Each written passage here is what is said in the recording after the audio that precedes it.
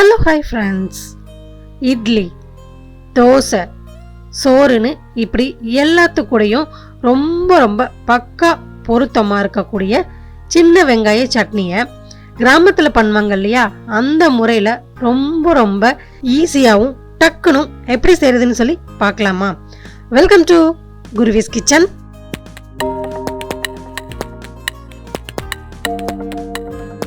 இந்த சின்ன வெங்காய சட்னிக்கு நான் 200 கிராம் அளவுக்கு சின்ன வெங்காயத்தை தோல் உரித்து வச்சுருக்கேன். ஒரு கடாயில் 1 டீஸ்பூன் அளவுக்கு நல்லெண்ணெய் சேர்த்துக்கலாம். நல்லெண்ணெய் சேர்த்துட்டு நம்ம தோல் உரித்து வச்சுருந்தோம் இல்லையா, அந்த சின்ன வெங்காயத்தை இதெல்லாம் சேர்த்துக்கலாம்.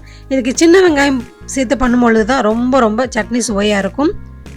இது கூடவே 1/2 டீஸ்பூன் அளவுக்கு சீரகம் சேர்த்துட்டு ரெண்டும் மிக்ஸ் ஆகிற மாதிரி ஜஸ்ட் ஒரு வதக்கு மட்டும் வதக்குனா போதும். ரொம்ப நேரம் வதங்கணும்னு அவசியம் இல்லை. மேக்ஸிமம் ஒரு 30லேருந்து 45 செகண்ட் வரைக்கும் வதக்கி விட்டால் போதும். இப்போ இது கூட நான் 8 காஞ்ச மிளகாய் சேர்த்துக்கிறேன். இது நல்ல காரமாக இருக்கும். உங்களுக்கு ஒருவேளை காரம் கம்மியாகவே நினச்சிங்கன்னா நீங்கள் 2 காஞ்ச மிளகாவை கம்மி பண்ணிக்கோங்க. இதையும் ஒரு 30 செகண்ட் வதக்கி விட்டாலே போதும். இப்போ இது கூட ஒரு 3 கொத்து கருவேப்பிலை சேர்த்துக்கலாம். கருவேப்பிலை சேர்த்துட்டு கருவேப்பிலை அந்த எண்ணெயில் லைட்டாக படப்படன்னு பொரியும் இல்லையா, அது வரைக்கும் வதக்கி விட்டால் போதும். இப்போ இதில் புளிப்பு சுவைக்காக நான் ஒரு சின்ன கோலிகுண்டு சைஸ் அளவுக்கு புளி சேர்த்துக்கிறேன். சேர்த்துட்டு புளியவும் ஒரு 30 செகண்ட் மட்டும் லைட்டாக இதில் வதக்கி விடுங்க. நம்ம சேர்க்குற எல்லா பொருளும் லைட்டாக வதக்கினா போதும், ரொம்ப வதக்கணும்னு அவசியம் இல்லை. இதில் கொஞ்சமாக கொத்தமல்லி இலை இருந்தால் சேர்த்துக்கோங்க. உங்ககிட்ட இல்லை அப்படின்னா தாராளமாக இதை நீங்கள் ஸ்கிப் பண்ணிக்கோங்க. கொத்தமல்லி இலை சேர்த்து பண்ணும்பொழுது சட்னி கொஞ்சம் வாசமாகவும் இருக்கும்.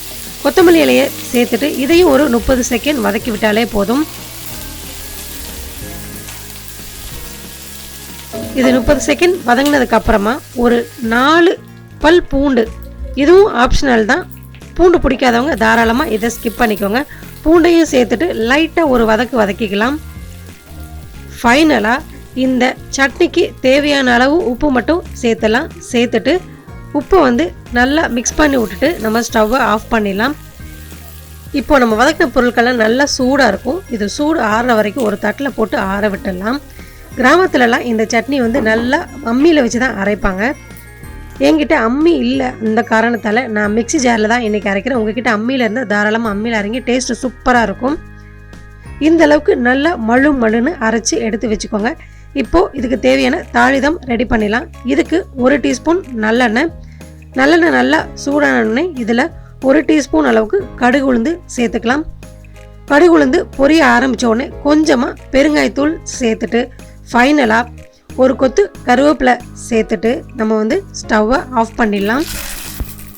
இப்போ நம்ம தாளித்த இந்த பொருட்களை சட்னி கூட சேர்த்து மிக்ஸ் பண்ணோன்னா நம்மளுடைய சுவையான சின்ன வெங்காய சட்னி சூப்பராக தயாராகிடும். நான் தண்ணி எதுவுமே சேர்க்காம கொஞ்சம் கெட்டியமாக துவையல் மாதிரி வச்சுருக்கிறேன். உங்களுக்கு கொஞ்சம் தண்ணியாக வேணும்னு நினச்சிங்கன்னா நீங்கள் எக்ஸ்ட்ரா தண்ணி கூட சேர்த்து ஆட் பண்ணிக்கோங்க. இந்த சட்னியை 2லேருந்து 3 நாள் ஸ்டோர் பண்ணி வச்சு கூட சாப்பிட்லாம்.